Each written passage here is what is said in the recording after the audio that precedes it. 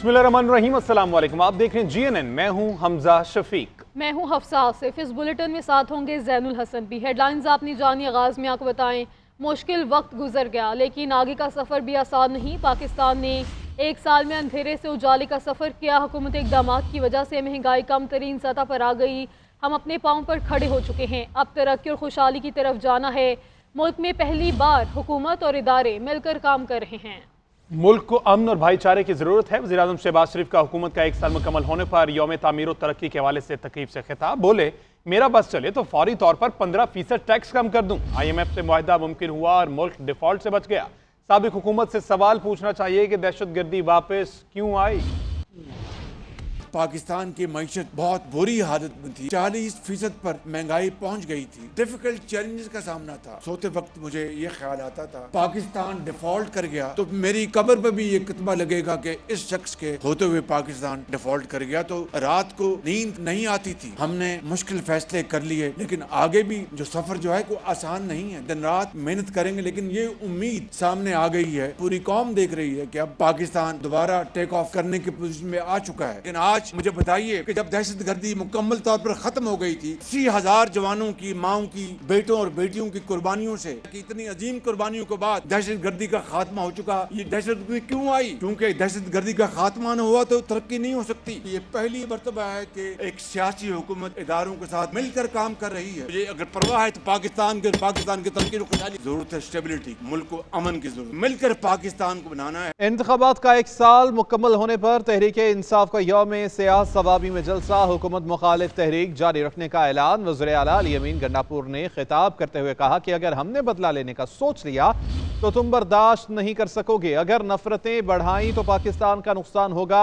हम मुल्क में आईनो कानून की बालादस्ती चाहते हैं। बानी PTI ने मुल्क की खातिर कहा था कि बातचीत की जाए। बानी PTI एक नज़र ये है, एक और नजरिया कभी खत्म नहीं होता। हुकूमत के ताउन के बगैर दहशतगर्दी का मुकाबला मुमकिन नहीं है।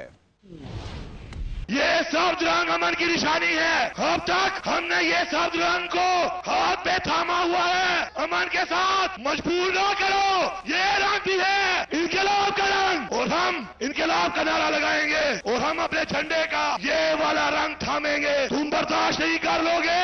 मेरा पाकिस्तान के इदारों से ये मुतालबा है, अगर ये फासले बढ़ गए जो बढ़ रहे हैं, पाकिस्तान का नुकसान है। हमारा लीडर इमरान खान कहता है मैं पाकिस्तान के लिए तैयार हूँ, हम भी तैयार हैं। अगर तुम बातचीत के लिए तैयार नहीं हो तो याद रखो फिर जवाब देना हमें भी आता है। उधर वज़ीर दिफा ख्वाजा आसिफ कहते हैं PTI को सियासी जमात के तौर पर अपना रवैया तब्दील करना होगा। एक और 9 मई और 26 नवंबर बर्पा करने की इजाजत नहीं दी जा सकती। अली अमीन गंडापुर कहते हैं 99% मुतालबात मंजूर हो गए तो फिर एहतजाज किस बात का है। एक शोर था कि ट्रंप आएगा और बानी बाहर आ जाएगा। ट्रंप तो आ गया मगर इनका कुछ नहीं बना। मुज़ाकरात पर मैं कहता था ये एक बेसुध अमल है, कोई नतीजा नहीं निकलना। अभी भी दोनों तरफ से मुज़ाकरात की बातें होती हैं मगर नज़र नहीं आता कि PTI बतौर सियासी जमात मुज़ाकरात कर सके। ये दिलासे वर्कर्स को दिए जाते हैं, हकीकत से इनका दूर दूर तक कोई ताल्लुक नहीं। अगर सियासी रवायात के मुताबिक जलसे किए जाएं, इज्तिमात किए जाएं तो किसी को कोई इतराज़ नहीं होगा, बल्कि उनके लिए मुनासिब इंतजामात भी किए जा सकते हैं इंतजामिया की तरफ से। जो रियासत पे हमला हो, जो एक नई 9 मई बर्पा करने की साजिश हो, 26 नवंबर बर्पा करने की साजिश हो, तो उसकी इजाज़त नहीं दी जा सकती। लोगों की उम्मीदें जो हैं दोबारा संभल रही हैं और हुक्मरानों से वो नेकी की उम्मीद जो है दोबारा जो है पाकिस्तानी अवाम को होने लगी है। इक़्तिदार से महरूम जो है जुल्फ़िकार अली भुट्टो भी किया गया, इक़्तिदार से बेनज़ीर भुट्टो भी की गई, मियां नवाज शरीफ से भी इक़्तिदार एक दफा नहीं 3 दफा लिया गया, लेकिन हमने रियासत के गिरेबान पे हाथ नहीं डाला। PTI वालों को एक सियासी जमात और के ऊपर अपने रवैये चेंज करने चाहिए, एक दहशतगर्द जमात की तरफ या TTP के एक झैली अदारे की तरह जो है बिहेव नहीं करना चाहिए। चेयरमैन PTI बैरिस्टर गौहर का सवाबी में जलसे से खिताब। बोले कि 8 फरवरी को अवाम ने बानी PTI को अक्सरियत दिलाई थी। रात की तारीकी में हमारा मैंडेट चोरी किया गया। ये अवाम और बानी PTI के दरमियान मोहब्बत खत्म न कर सके। जल्द बानी PTI बाहर आएंगे। आपने जितने केसेस बनाने थे बन चुके हैं। अवाम से बानी PTI की मोहब्बत को ख़त्म नहीं किया जा सकता। पाकिस्तान नाजुक मोड़ से गुजर रहा है। रात के तारीकी में ये सारा मैंडेट चोरी हुआ, लेकिन 1 साल की सख्तियों के बावजूद आज आपका दिन यही शो करता है कि अवाम की मैंडेट वोट जमहूरियत की बुनियाद है। जमहूरियत तब मजबूत होगी जब वोट काउंट होगा, जब जमहूरियत होगी अदलिया आजाद होगी, जब अदलिया आजाद होगा तो सियासी इस्तेकाम आएगा, जब सियासी इस्तेकाम आएगा तो मईशत की बेहतरी होगी, जब मईशत की बेहतरी होगी तो अवाम खुशहाल होगी। खान साहब ने कहा मैं अपने लिए नहीं मुल्क की खातिर मुज़ाकरात होने चाहिए, सियासी मसाइल का सियासी हल ढूंढा जाए, रास्ता निकालना होगा। अवाम के मैंडेट का आपको अगर कदर नहीं है तो जमहूरियत हाथ से जाता जाएगा। मुश्किल चौराहे पे खड़ा है, दानिशमंदाना फैसले करने होंगे।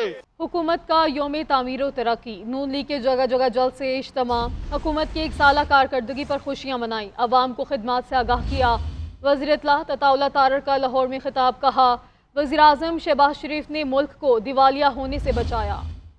आलमी मालियाती इदारे मईशत के इस्तेहकाम का एतराफ़ कर रहे हैं। शहदा की कुर्बानियों की बदौलत पाकिस्तान की मईशत ठीक हुई। फ़ौज के खिलाफ बातें करने वालों की अपनी 190 मिलियन पाउंड की चोरी निकली। सवाबी जलसे से ज़्यादा कुर्सियाँ तो हमारे एक यूनियन काउंसिल के जलसे में हैं। 9 मई के मकरू चेहरे पूरी कौम देख चुके।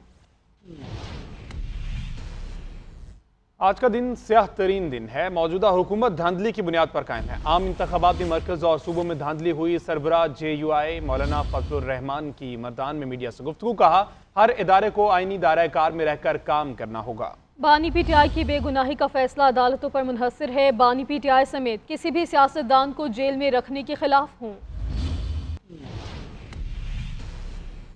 MKM पाकिस्तान ओहदों की तकसीम पर एक बार फिर शदीद इख्तलाफात का शिकार हो गई। तंजीमी ओहदों के ऐलान के बाद कारकुनान की बड़ी तादाद ने बहादुराबाद मरकज़ पहुंचकर शदीद एहतजाज किया। इस हवाले से मज़ीद तफसीलात जानते हैं हबीबुल्लाह से। जी अभी बताइए। जी बिल्कुल, मैं इस वक्त MKM के मरकज़ बहादुराबाद पर मौजूद हूँ। यहाँ पर MKM के जो कारकुनान हैं उनमें ओहदों की जो तकसीम है उसके बाद MKM में शदीद इख्तलाफात देखने में आ रहे हैं। कारकुनान की बड़ी तादाद अंदर और बाहर मौजूद है। कुछ देर पहले अंदर जो है कारकुनान ने शदीद रहनुमाओं के ख़िलाफ़ नारेबाजी भी करी है। गवर्नर सिंध के ख़िलाफ़ भी जो है वो नारे लगाए गए हैं।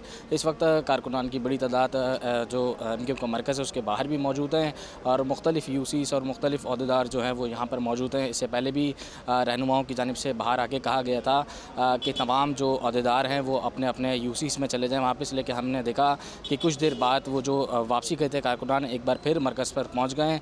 अंदर अमीनुल हक MKM के रहनुमा मौजूद हैं और दीगर रहनुमाओं की आमद का सिलसिला जारी है। इस वक्त जो कारकुनान हैं उनका कहना था कि गैर मुनसिफाना तरीके से जो है वो अहदों की तकसीम की गई है।